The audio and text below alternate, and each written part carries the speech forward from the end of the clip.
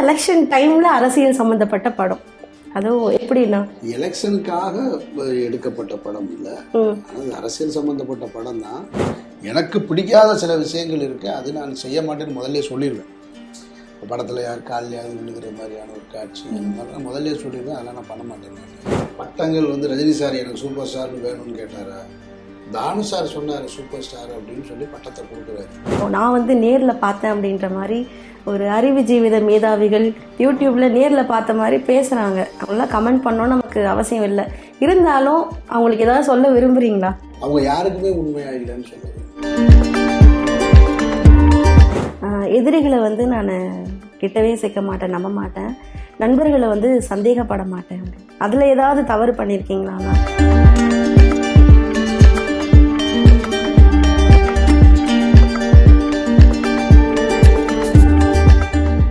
சினிமாவை நேசிக்கிற அனைவருக்குமே என்னுடைய அன்பான வணக்கங்கள். இன்னைக்கு வந்து ரொம்ப ரொம்ப ரொம்ப ஸ்பெஷலான 2 பேர் என் கூட இருக்காங்க. உயிர் தமிழுக்காக. கரெக்டா சொல்லிட்டேனா? கரெக்டாக தான் சொல்லுங்க அண்ணா. எனக்கு வந்து இந்த இன்டர்வியூ வந்து ரொம்ப ஸ்பெஷல். ஏன்னா நான் சின்னதுல ஒரு படம் பார்த்தேன், அது என்ன படம்னே எனக்கு தெரியாது. அதை கண்டுபிடிக்க ரொம்ப நாள் ஆச்சு. அதுக்கப்புறம் ஒரு 10-12 வருஷம் கழிச்சு நான் ஒரு படம் பார்த்தேன், பருத்தி வீரன்.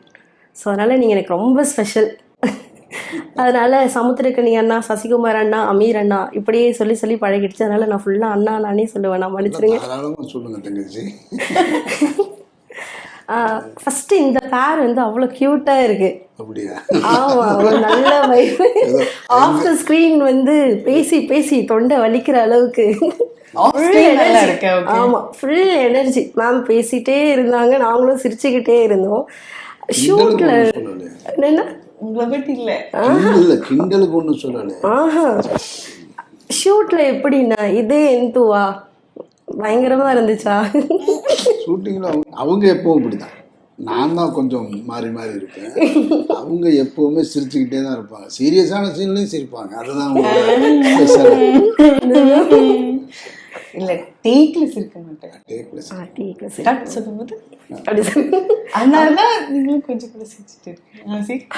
அவங்க என்ன சொல்றது, நீ சிரிங்க சிரிங்கன்னு. எனக்கு மற்ற டென்ஷன் இருக்கிறனால சிரிப்பு அவ்வளோ சீக்கிரம் வராது. அவங்க எப்ப பார்த்தாலும் சீரியஸாவே இருக்கீங்கன்னு சொல்லுவாங்க. இல்லையா, எதுக்கு இங்க வந்தோம்னா, அங்க அவரோட முன்னாடி இன்டர்வியூ பண்றோம், அங்க போய் உட்கார்ந்துட்டு லைக் பார்க்கும்போதே ஓகே, அதனால இங்க வந்தேன். அந்த அமீரை நான் சிரிச்சு பாக்குறது, அண்ணா நீங்க சிரிச்சா எவ்வளவு அழகா இருக்கீங்க, ஆனா கம்மியா சிரிச்சு பாத்துட்டு இருக்கேன் நானு அமீரை நான் சிரிப்பாங்களா அது இதெல்லாம் பார்த்துட்டு ஓகே, இன்னும் 20 வயசு குறைஞ்ச மாதிரி இருக்கீங்க. இதுல பயங்கரமா தம்பி கேமரா தம்பிக்கு அடையாளமே சாரா இது அப்படி சொல்லிட்டு இருந்தாண்ணா. நல்லா இருந்துச்சு. அது மேக் ஓவர் எல்லாமே நல்லா இருக்குண்ணா. ஆனா படம் பத்தி பேச வரும்போது ஃபர்ஸ்ட் வந்து கரெக்டா எலெக்ஷன் டைம்ல அரசியல் சம்பந்தப்பட்ட படம். அதுவும் எப்படின்னா எலெக்ஷனுக்காக எடுக்கப்பட்ட படம் இல்லை, ஆனால் அரசியல் சம்பந்தப்பட்ட படம் தான். இது போன எலெக்ஷனு பிளான் பண்ணது. அதுக்கப்புறமா வந்து உள்ளாட்சி தேர்தல் வரும் பொழுது கொண்டு வரலான்னு சொல்லி பிளான் பண்ணது, அது முடியலை. இப்போ எலெக்ஷனுக்கு முன்னாடியே கொண்டு வரலான்னு பிளான் பண்ணது, அப்பவும் முடியலை. இந்த படத்தை பொறுத்த மட்டும் அது தனக்கான நேரத்தை அதுவே முடிவு செஞ்சுக்கிருச்சு அப்படின்னு தான் நான் நினைக்கிறேன். அதோட ரிலீஸ் தேதியை அதுவே முடிவு பண்ணிக்கிருச்சு. சில போராட்டங்களுக்கு பின்னாடி அதுவாது ஒரு தேதியை ஃபிக்ஸ் பண்ணி வந்து கரெக்டாக போலிங் முடிஞ்சு ரிசல்ட்டுக்கு முன்னாடி ஒரு தேதியை குறிச்சிருக்கு. இல்லை எனக்கு என்னென்னா, இந்த படம் இப்போ விளம்பரம்லாம் பார்க்கும்போது பக்கத்தில் 17ஆம் தேதி இதே போல் ஒரு படம் வருது போல. எலெக்ஷன் படப்பேரே எலெக்ஷன் நினைக்கிறேன். ஆமாம், அந்த மாதிரி தான். நம்ம இயக்குனர் விஜயகுமார் நடித்த படம் நினைக்கிறேன் நான். அதுவும் இதே போல் பொலிட்டிக்கல் பேக்ட்ராப் இருக்கு. பயங்கர ஷாக்கிங்காக இருந்தது. சரி, அதனால் அதோட ரிலீஸ் தேதி அதுவே முடிவு பண்ணிக்கிடுச்சு. திட்டமிட்டு நடக்கலை, ஆனால் அது ஒரு பொலிட்டிக்கல் சட்டையர் மூவி தான். மேம் இப்போ வந்து சார் வந்து அது வராதே. சார் வந்து சாரி சார் சொல்ல மாட்டேன், அண்ணா வந்து டைரக்டர்.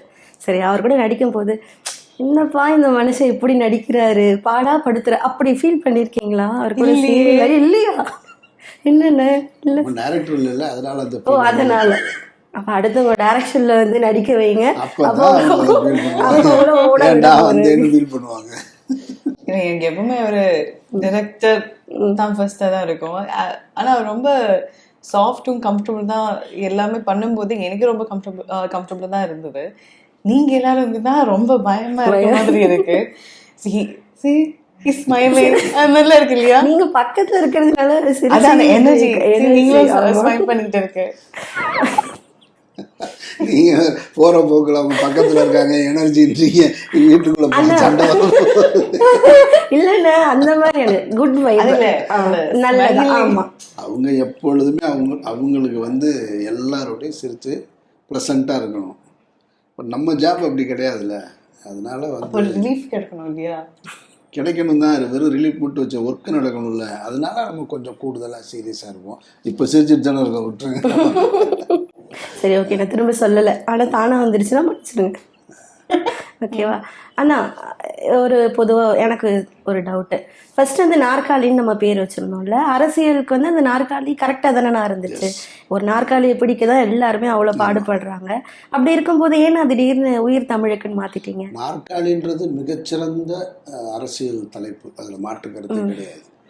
ஆனால் அது உயிர் தமிழுக்கு இந்த படத்துக்கான தலைப்பு மிகச்சிறந்த தலைப்பாக நான் பார்க்குறேன். இந்த தலைப்பே என்கிட்ட தான் இருந்தது. உயிர் தமிழுக்கு என்னோட கம்பெனியில் நான் ரெஜிஸ்டர் பண்ணி வச்சுருந்தேன் ஒரு படம் பண்ணுறதுக்காக. ஸோ நான் அதை கொடுக்குறேன். நான் காரணம் என்னென்னா, படத்தில் இவங்க பேர் வந்து தமிழ்ச்செல்வி. ஓகே, அப்போ அந்த தமிழுக்கு உயிர். இதுதான் ஃபர்ஸ்ட் டைம் ஐ திங்க். அதனால் அவங்க பேர் தமிழ்ச்செல்வி. இவங்களை பார்த்து தான் நான் அரசியல் பயணத்தையே தொடங்குறேன். அவங்க ஆக்சுவலாக பொலிட்டிக்கல் பேக்ரவுண்டில் இருக்கிறவங்க, ஸ்கிரிப்ட் வைஸு. நான் வந்து ஒரு cable TV, MGR cable news நடத்துகிற ஒரு ஆள். அதனால் வந்து நான் அவங்களை பார்த்து அரசியலுக்குள்ளே போகிறதுனால நான் பேசுகிற தமிழ், நான் தமிழை பற்றி பெருமையாக பேசும்போதெல்லாம் தமிழ்ச்செல்வியா தமிழையான்றது ஒரு சின்ன கன்ஃபியூஷன்லேயே இருக்கும் படத்தில். ஸோ அதனால் அது உயிர் தமிழுக்குன்றது சரியான டைட்டிலாக இருக்கிறது. நான் அவங்களுக்கு தான் மூவியில் சொல்லிட்டு நான் மூவிலன்னு. ஆமாம், அப்புறம் அண்ணா கேட்பாங்க, நீ கோத்த விட்டு போயிடாதம்மா. சரி, ஓகே அண்ணா. இப்போ வந்து இயக்குனராக இருக்கிறதுக்கும் ஒரு நடிகராக இருக்கிறதுக்கும் உங்களுக்கு கஷ்டமாக இருக்காது? அதையும் மீறி ஏதாவது ஒரு சீன் கஷ்டமாக இருக்குது, அந்த மாதிரி ஏதாவது இருக்காண்ணா படத்தில்? கஷ்டம் இல்லை, சையா இருக்கும். நான் இறுக்கமான ஒரு ஆள் இல்லையா, ரொம்ப இறுக்கமான ஆள். என்னை வந்து நீங்கள் வந்து என்னுடைய உடல் மொழியை மாற்றி, நான் ரொம்ப காலமாக நான் ஜாலியாக இருந்த ஒரு காலகட்டம் உண்டு. ஸ்கூல் டைம், காலேஜ் டைமில் ரொம்ப ஜாலியாக டான்ஸ் ஆடிட்டு, farewell day function, bus day இதெல்லாம் கொண்டாடிட்டு இருந்தது. கல்யாண வீடுகளில் டான்ஸ் ஆடிட்டுலாம் இருந்தது. அதுக்கு பின்னாடி கொஞ்சம் ஆன்மீக பயணம், அதுக்கப்புறமா வந்து சென்னைக்கு வந்தாச்சு, டைரக்டர் ஆகிடுச்சுன்னா ஒரு என்னை நானே இறுக்கமான ஒரு சூழலுக்கு கொண்டு வந்து தள்ளிட்டேன். அப்போ மீண்டும் அதுபோல் என்னால் இருக்க முடியாது. இப்போவும் நான் திருமணங்களுக்கு போகிறேன், வைக்கிறேன், அது போல் இருக்கிறது இல்லை. ஒரு இறுக்கமாக போய் உட்காந்துட்டு அப்படியே எல்லார்ட்டையும் அப்படியே ஒரு மெஜஸ்டிக் லுக்குள்ளேயே போயிட்டு வந்துடுறேன். எக்ஸ்பெக்டேஷன் இருக்கும். ஆமாம். இப்போ இந்த படத்தில் இருக்கும்போது பார்த்தா திரும்ப என்னோட காலேஜ் லைஃப்பில் என்னெல்லாம் பண்ணணும் அதெல்லாம் பண்ண வேண்டியது இருக்குது. அந்த உடல் மொழி இருக்குது, அந்த கிண்டல் தேவைப்படுது, டான்ஸ் ஆட வேண்டியது இருக்குது. அதில் குறிப்பாக பார்த்தீங்கன்னா இந்த ஒரு ஒரு ஒரு கேம்பெயின் சாங் ஒன்று இருக்குது. அந்த சாங்கில் வந்து தேனிக்கும் பெரிய குளத்தையும் கனெக்ட் பண்ணுற இடத்துல தான் எடுத்தோம் நம்ம. அங்கே பார்த்தீங்கன்னா கிட்டத்தட்ட ஒரு 5000 பேர் நின்றுட்டுருக்காங்க. அதுக்குள்ளே வந்து எனக்கு ஒரு புலி வேஷம் போட்டு இவங்க நின்று, ஆமாம், ஒரு கம்பு வச்சு சிலம்பு சுற்றுற மாதிரி. என் கூட இருக்கிறவங்கலாம் நல்ல நோன் டான்சர்ஸு. அவங்க ஸ்டெப்பு கரெக்டாக பண்ணுவாங்க, நான் ஸ்டெப்பு கரெக்டாக பண்ணுவேனா இல்லையான்னு. புலி வேஷத்தையும் போட்டுட்டு இவங்க மேடையில் இவங்க ஜீப்பில் நின்று ரசிக்கிற வேலை மட்டும்தான் இவங்களுக்கு.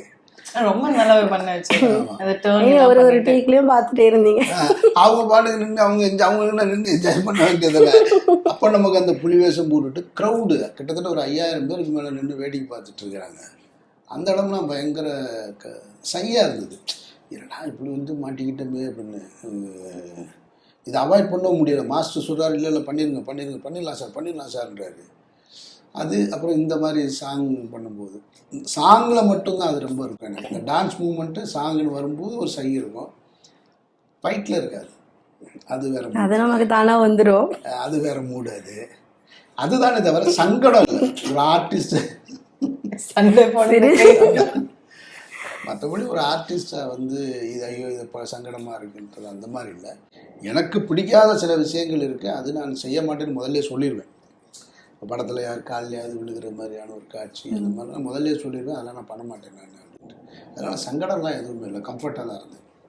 நான் இப்போ வந்து ஒரு ரொமான்டிக் சாங் அப்படின்னாலே லவ் பண்ணுறவங்க பண்ணாதவங்க எல்லாருக்குமே வருது வட சென்னை சாங் உங்களோடது, என்னடி மாயாண்டி. அதில் நீங்களும் ஆண்ட்ரியா மேமும் இப்படி கண்ணாலே பேசிப்பாங்க, பயங்கரமாக இருக்கும். அந்த மாதிரி காதல் காட்சிகள் இதுலேயும் இருக்கா? இல்லை இல்லையா? அச்சோ. ஆக்சுவலாக ஒரு பாடல் இருந்தது, மிக முக்கியமான பாடல், அது வைரமுத்து சார் எழுதியிருக்காரு. அந்த பாடலை எங்களால் படமாக்க முடியலை, அதுக்கான சூழல் அமையலை. ஒருவேளை அந்த பாடல் படமாக்கி இருந்தால் அது வந்துடும். நான் ரொம்ப எதிர்பார்த்தேன். ஒருவேளை பார்ட் 2ல பிளான் பண்ணுவோம் அதே பாட்டு. பார்ட் 2ல ஆச்சுன்னா பார்த்துக்குருவோம், அவ்வளோதான். ஒர்க் அவுட் ஆகும், நம்புவோம். என்ன சார் டிரெக்ட் பண்ணுற மூவில? ஆமாம். அடுத்து நீங்கள் வந்து ஓட விட போகிறாரு சார் உங்களை. அவங்களுக்கு ரொம்ப நாளாக என்னோட டைரக்ஷனில் நடிக்கணும்னு ரொம்ப ஆசை. அதோட கஷ்டம் என்னன்னு வந்ததுக்கப்புறம் தெரிஞ்சு உங்கள் டைரக்ஷனே நிறைய பார்க்கணும் நாங்கள். பண்ணிடுவோம். ஆமாம், ஏன்னா ஒரு பருத்தி வீரன் பார்த்துட்டு அதுக்கப்புறம் எங்கே பார்த்தாலும் மக்களுக்கு நிறைய எதிர்பார்ப்பு இருக்குது. உங்களுக்கே அது நல்லாவே தெரியும். ஆனால் நீங்கள் வந்து எங்களுக்கு ஏமாற்றத்தை தான் தந்துட்டீங்க. கம்மியாக அதெல்லாம் கிடையாது, நான் பண்ணிட்டு இருக்கேன். அதே யாராவது ஏதாவது கேட்டுகிட்டே இருக்கும், எல்லாருக்கும் ஹெல்ப் பண்ணிகிட்டே இருக்கும், அதோட டைம் போயிட்டே இருக்கு. அது இல்லாமல் எங்களுக்காகவும் கொஞ்சம் கொஞ்சம் நீங்கள் புதுசாக யோசிக்க வேணாம், நீங்கள் நார்மலாக யோசிக்கிறதே எங்களுக்கு அப்படி பெருசாக எப்படி பார்ப்போம் நாங்கள். அந்த மாதிரி கொடுத்தாலே போதும், நாங்கள் ஹாப்பியாக வாங்கிப்போம். யூஸ்வலா இட் வில் பி டிஃபரண்ட். அதனால தான் அந்த மூவி எனக்கு பிடிச்சிருக்கு. நீங்களும் அதே தான் 555 படத்தில் நடிச்சிங்க, அதுக்கப்புறம் உங்கள் ஊர் பக்கமே போயிட்டீங்க, இங்கே நடிக்கவே இல்லை. அதனால் நீங்களும் இன்னும் நிறைய படம் நடிக்கணும், நாங்கள் பார்க்கணும். ஆனால் கூடவே சேர்ந்து இன்னும் நடிக்கணும். நான் பொண்ணு அவட்ட அப்படியே தான் இருக்கட்டும். தேங்க்யூ அண்ணா. இப்போ வந்து அண்ணா நீங்கள் டென்ஷன் ஆகக்கூடாது. இந்த மாதிரி ஒரு இது இருக்குது, நல்லதும் வரும் கெட்டதும் வரும் இல்லை. நம்ம வந்து ட்ரைலர் பார்த்தேன், அதில் வந்து உங்களுக்கு ஒரு பட்டம் வந்து நம்ம கொடுத்துருக்கோம்ல, அதுக்கு நிறைய எதிர்ப்பும் இருக்குது. எனக்கெலாம் வந்து பாசிட்டிவ் எதிர்ப்பும் இருக்குது. அந்த மாதிரி இருக்கவங்களுக்கு நீங்கள் ஏதாவது சொல்ல விரும்புகிறீங்களா? எனக்கே ஒரு பட்டத்தில் உடன்பாடு இல்லை.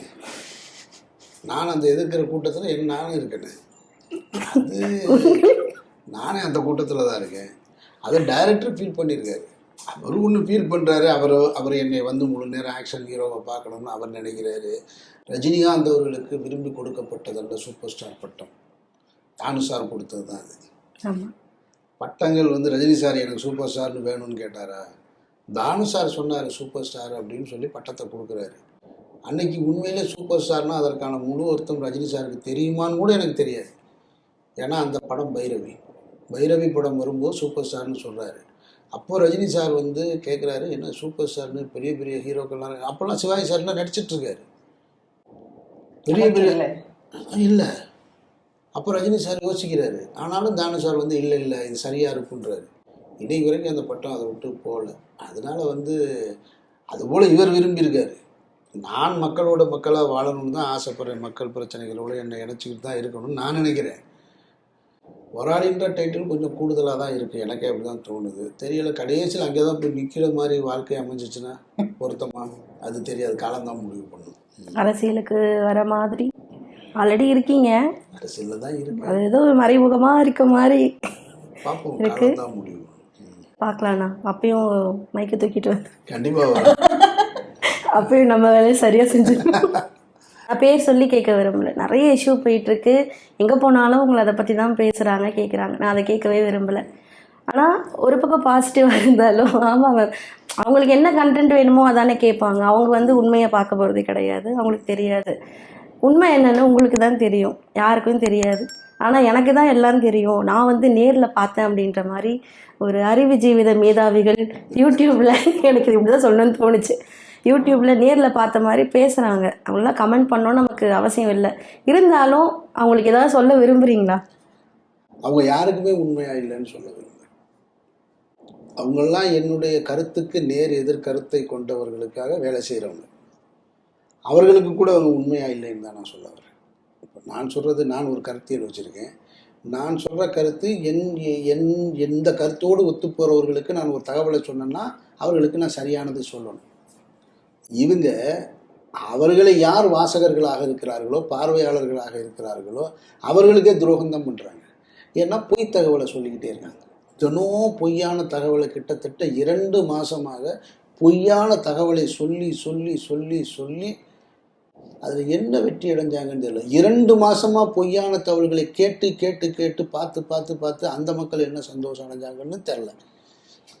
நான் சொல்கிறது, ஒரு குற்றம் நடந்திருக்கு, அந்த குற்றத்தை சார்ந்தவங்க சிலர் இருக்காங்க, சிலர் தொடர்புடைய நேரடி தொடர்பாக இருந்திருப்பாங்க, சிலர் மறைமுக தொடர்பாக இருந்திருப்பாங்க, சிலர் குற்றம் நடந்த இடத்துலே இருப்பாங்க, வெளியில் வந்துடுவாங்க. இப்போ நீங்கள் பார்த்தீங்கன்னா ஒரு வழக்கு ஏதாவது பொதுவாக பார்த்தீங்கன்னா ஒரு வழக்கு, இப்போ சமீபத்தில் உள்ள வழக்கை கூட சொல்லணும்னா நிர்மலா தேவி வழக்கு. நிர்மலா தேவி வழக்கில் வந்து அக்யூஸ்ட் 1 நிர்மலா தேவியுடைய இந்த குற்றம் எப்போ தொடங்கினது, எப்போ நடந்தது, எத்தனை ஆண்டு காலம் இந்த வழக்கு நடந்தது. ஆனால் தீர்ப்பு பாருங்கள், A1 குற்றவாளி, 2ம் 3யும் விடுதலை செய்யப்பட்டாங்க. அவங்க குற்றவாளி இல்லைன்னு. அப்போது வழக்கில் சேர்க்கப்பட்டு வழக்கு நடந்து அன்றைய காலகட்டத்தில் வழக்கில் சேர்க்கப்பட்டு இருக்கும்போது அவர்களுடைய பெயரும் பத்திரிகைகளில் ஊடகங்களில் வந்திருக்கும்ல. அப்போ எல்லாம் முடிஞ்சு இன்னைக்கு அவர்கள் விடுதலை செய்யப்பட்டிருக்காங்க இல்லைன்னு. இதுபோல் இந்த நாட்டில் பல்வேறு வழக்குகளை சொல்லலாம். ஒரு குற்றத்தில் தொடர்புடையவராக இருந்து வழக்குகள் பெயர் சேர்க்கப்பட்டு சிறைக்கு போய் வெளியில் வந்து வழக்கை நடத்தி குற்றவாளி இல்லைன்னு வர்றாங்க. அதுவே சாத்தியமாக இருக்கும் பொழுது, இன்னும் வழக்கே முழுமையாக விசாரணைக்குள்ளாக முடிக்கப்படாமல் இருக்கும்போது நீ அருகில் இருந்த ஒருத்தனை குற்றவாளின்னு சொல்கிறது என்னங்க? ஒன்று அதிகாரி, துறை சார்ந்த அதிகாரி சொல்லணும், விசாரணை அதிகாரிகள் சொல்லணும். ஆமாம், அமீருக்கும் தொடர்பு இருக்குது, அவர் பொது வெளியில் போய் சொல்கிறாரு, அவர் தன்னை வந்து ஒரு புனிதர் போல காட்டிக்க முயற்சிக்கிறாரு, ஒரு இன்னசென்ட்டாக அவர் தன்னை வந்து ஃபோக்கஸ் பண்ண விரும்புகிறாரு. அப்படிலாம் கிடையாது, இவருக்கு தெரிஞ்சு தான் இந்த சம்பவங்கள் நடந்திருக்கு, இல்லை இவரும் இதோட ஒரு நாள் பயணிச்சிருக்காருன்னு அவங்க சொல்லணும். அதை நீங்கள் எடுத்து மக்கள்கிட்ட சொல்லணும். அவங்க சும்மா இருக்காங்க, நீங்கள் சொல்லிக்கிட்டே இருக்கீங்க. அப்படின்னா நீங்கள் யாருக்குமே உண்மையா இல்லை, உங்களை நம்புகிறவர்களுக்கு உண்மையா இல்லை, ஊடகவியலாளர்னு சொல்லிக்கிட்டு அந்த துறைக்கும் நீங்கள் உண்மையா இல்லை, நீங்கள் யாருக்குமே உண்மையா இல்லை, உங்களை நீங்கள் சரி பண்ணிக்கங்க அப்படின்னு தான் நான் சொல்லுவேன். அண்ணா, நீங்கள் உங்களுடைய நேர்காணல்லாம் வந்து நான் தொடர்ந்து பார்ப்பேன். அதில் வந்து நீங்கள் சொல்லியிருக்கீங்க, எதிரிகளை வந்து நான் கிட்டவே சேர்க்க மாட்டேன், நம்ப மாட்டேன், நண்பர்களை வந்து சந்தேகப்பட மாட்டேன் அப்படின்னு. அதில் ஏதாவது தவறு பண்ணியிருக்கீங்களாண்ணா? நீங்கள் நினச்சிருக்கீங்களா ஒரு நம்ம தப்பு பண்ணிட்டோமோ, ரொம்ப நம்பிட்டோமோ? எனக்கு ஒரு ஆன்மீக கதை தான் நினைவுக்கு வருது. ஒரு கடற்கரை ஓரத்தில் வந்து தன்னுடைய கவலைகள், ரொம்ப கவலையாக இருக்குது, என்ன செய்கிறதுன்னு தெரியல, எது செஞ்சாலும், அதாவது தன்னுடைய உறவினர்களுக்கு அதுக்கு இதுக்குன்னு பல பேருக்கு உதவி செஞ்ச ஒருத்தன் ஒரு குற்றத்தை சுமந்துக்கிட்டு என்ன செஞ்சிடறான், குற்றப்பழியை சுமந்துட்டு குற்றவாளியாக நிற்கிறான். கடைசியில் வெறுத்து போய் தற்கொலை செஞ்சு கொள்ளலான்னு கடலுக்கு வரான். நான் நல்லது தான் செஞ்சேன், எல்லாமா செஞ்சேன், ஆனால் கடைசியில் என்னை எல்லாரும் குற்றவாளி ஆக்கிட்டாங்க, இந்த சமூகமே ரொம்ப போலியானது அப்படின்னு சொல்லிட்டு கடற்கரைக்கு வந்து தற்கொலை செய்து கொள்வதற்காக வந்தவன் கடற்கரையில் அப்படி உட்கார்ந்துருக்கான். உனக்கு இன்னும் முழுசாக மனசு வரலை, கடலுக்குள்ளே இறங்குனா போய் சேர்ந்துடலான்னு. அப்போது அவனுக்கு அருகில், மிக அருகில் ஒரு துறவி ஒருத்தர் அவர் நடந்துக்கிட்டு இருக்கார். அப்போது ஒரு நண்டு ஒன்று அந்த கடற்கரை மணல்லேருந்து வேகமாக அப்படியே கடலுக்குள்ளே போகுது. இவர் என்ன பண்ணுறாரு, வேகமாக போய் அந்த நண்டை பிடிச்சி, அந்த இடத்துல ஒரு இது இருக்குது, அதை பிடிச்சி எடுத்து வெளியில் விடுறாரு. அப்படின்னு வெளியில் பிடிச்சி விடும்போது அந்த நண்டு வடக்குன்னு அவரை கடிக்குது. கடித்த உடனே விட்டுறாரு. அதை மன்னிக்கணும், நண்டுன்ற தேள் இப்போ போகுது, அதை பிடிச்சி எடுக்கிறாரு, அது கடிக்குது, கடித்த உடனே விட்டுறாரு. கையை உதறினார், அது விழுந்துருது. திரும்ப அந்த தேள் வந்து தண்ணியை நோக்கி நகருது, திரும்ப போகிறாரு, திரும்ப பிடிக்கிறாரு, திரும்ப கட்டுது, திரும்ப உதறாரு. இவன் எப்படி பார்த்துக்கிட்டே இருக்கான், இவனை ஏற்கனவே சாக வந்தவன் எப்படி பார்க்குறான். பார்த்துட்டு அவனுக்கு லூஸா நீ, அதுதான் கொட்டுதுன்னு தெரியுதுல்ல, விட்டுட்டு போக வேண்டியன, அதையே பிடிச்சி திருப்பிடணும். அப்போ அவர் சொல்கிறாரு, அந்த துறவி சொல்கிறாரு, அந்த தேள் அந்த தண்ணீருக்குள்ளே போனால் அது செத்து போயிடும்னு எனக்கு தெரியும், அதனால் அதை நான் காப்பாற்ற முயற்சி. அதுக்கு தெரியாது அதுக்குள்ளே போனால் செத்துருவோம்னு, எனக்கு தெரியும் அது செத்துரும்னு, அதனால் காப்பாற்ற நினைக்கிறேன் அப்படின்னு உடனே. அப்போ ஆனால் அதுக்கு தெரியாது நான் காப்பாற்ற தான் போகிறேன், அதுதான் கடிக்குது, அதான் கடிச்சிருச்சுல, அப்போ விட்டுற வேண்டியன. அப்படிங்கும்போது துறவி சொல்கிறாரு, காப்பாற்றுவது என்னுடைய குணம், கடிப்பது தேளுடைய குணம், என் வேலையை நான் செய்கிறேன், அது வேலையை அது செய்யுது, அவங்கவுங்க வேலையை செஞ்சால் போதும், அதில் என்ன கிடைக்குதுலாம் ஆராயக்கூடாது. ஸோ அப்படி தான் நான் பார்க்குறேன். நான் அதனால் எவ்வளோ கிடைச்சாலும் படிக்க மாட்டேன். ஸோ அதனால இதுல வந்துக்கிட்டு இப்படி நடந்துருச்சே அப்படின்றத விட நான் நண்பர்களை போய் இனிமே ஒருத்தர் தப்பு பண்ணிட்டாருன்றக்கா இனி எல்லா நண்பர்களையும் சந்தேகிக்க முடியாது இல்லையா. என் கூட பயணிச்ச ஒரு நண்பர் தவறிட்டாரு, அதுக்காக இனி எல்லா நண்பர்களையும் இனி வான்னு. ஆனால் சுதாரிப்பாக முன்னெச்சரிக்கையாக இருக்க வேண்டிய பொறுப்பு இருக்கு. நம்ம ஒரு பொதுத்தளத்தில் இருக்கிறதுனால முன்னை விட கூடுதல் கவனமாக இருப்போம், அதுல மாற்று கருத்து இல்லை. இனி ஒரு தயாரிப்பாளரோ வேறு ஏதோ ஒரு வியாபார தொடர்போட நம்ம கிட்ட வந்தாங்கன்னா அவருடைய பின்புலமாக இருக்கட்டும், எல்லாம் நம்ம சரியா வருமா, சேர்ந்து செய்யலாமா வேணாமா, அவருடைய பூர்வீகம் என்னன்னு ஆராய்ஞ்சிட்டு தான் அந்த முடிவு எடுக்க முடியும். அது ஒரு லெசன் தானே அது. கண்டிப்பா மரணிக்கிறது வரைக்கும் பாடங்களை கற்றுக்கொள்வது மனிதனுக்கு அவசியம்னு நான் நினைக்கிறேன். சரி, ஓகேண்ணா. நான் இதே மாதிரி நீங்கள் சிரிச்சுக்கிட்டே இருக்கணும், அதுதான் இங்கே நிறைய பேருக்கு தேவை. சிரிச்சுக்கிட்டே இருக்கணும், நிறைய படங்கள் பண்ணணும் 2 பேருமே. ரொம்ப நன்றி. Thank you thank you. சிரிக்கலைனாலும் நான் சந்தோஷமா தான் இருப்பேன். சிரிப்பது என்பது கொஞ்சம் கூடுதலாக இப்போ உங்களை மாதிரி இப்போ நீங்கள் இப்போ இவங்க இருக்காங்க பக்கத்தில் இருக்காங்க, சிரிக்கிறீங்க, நீங்களும் சிரிச்சுட்டே கேள்வி கேட்குறீங்க, நானும் சிரிச்சுக்கிட்டே பதில் சொல்கிறேன். அதான் நான் சொல்றேன், வேற நெறியாளர்கள் வந்தாங்கன்னா தொடங்கும் போதே கொஸ்டின் சீரியஸாக தானே தொடங்கும். அப்போ அதை எப்படி சிரிச்சுக்கிட்டே சொல்லி சொல்ல முடியும்? எங்களுக்கு நார்மலாக பார்க்கும்போது அமீர் அண்ணா வந்து சிரிக்கணும் அப்படின்னு நான் நிறைய எதிர்பார்த்திருக்கேன். நம்பிக்கைக்கு நன்றி. நான் ஒரு சில இடங்கள்ல மட்டும் பார்த்திருக்கேன். சமுத்திரக்கண்ணி அண்ணா, சசிகுமார் அண்ணா, இவங்க எல்லாம் கூட நீங்க பேசும்போது அப்பெல்லாம் சிரிப்பு எவ்வளவு அழகா இருக்குல்ல அப்படி நான் பார்த்திருக்கேன். சரி, அந்த மாதிரி எப்பயுமே உங்களுக்கு பத்திரிகையாளர் சந்திப்புல கூட இயக்குனர் பேசும்போது சிரிச்சுக்கிட்டே அதையே பெருசா ஹைலைட் பண்ணி போட்டாங்க. எனக்கு ரொம்ப பிடிச்சிருந்துச்சு அவர் பேசினது. அந்த அவர் கன்வே பண்ண விதம் நானும் சிரிச்சுக்கிட்டே தான் இருந்தேன். கண்டிப்பா நான் ரொம்ப நன்றி. நான் படம் வெற்றி பெறணும். so much.